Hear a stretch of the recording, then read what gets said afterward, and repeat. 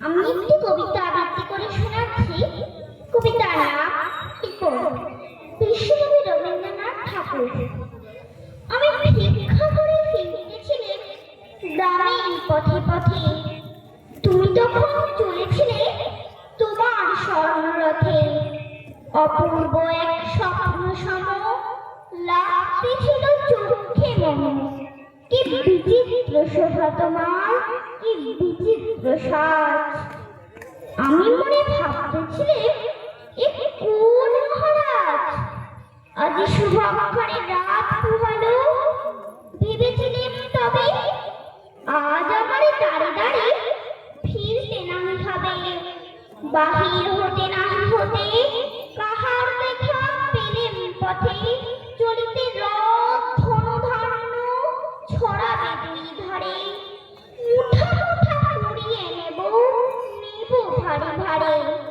দেখি সহসা রথ থেমে গেল আমার কাছে এসে। আমার মুখ পানে চেয়ে নামলে তুমি হেসে।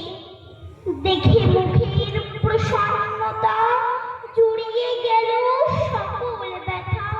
হেন কালে কিসের লাগে তুমিও করসাথ, আমায় কিছু দাও গো বলে বাড়িয়ে দিলে হাত। বলি একই কথা রাজাধিরাজ, আমায় দাও গো কিছু। শুনে ক্ষণকালের তরে রইল মাথা নিচু। তোমার কি বা ভাগ আছে ভিখারি ভিক্ষুকের কাছে, একই বল কৌতুকের বসে আমায় প্রবঞ্চনা। ঝুলি হতে দিলে মুখ তুলে একটি ছোট্ট কণা। যবে পাত্রখানি ঘরে এনে উজাড় করে, একি ভিক্ষা মাঝে একটি ছোট্ট সোনার কণা দেখি।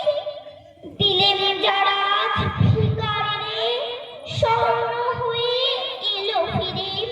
তখন কাঁদি চোখের জলে দুটি নয়ন ভরে, তোমায় কেন দিইনি আমার সকল শূন্য করে। নমস্কার।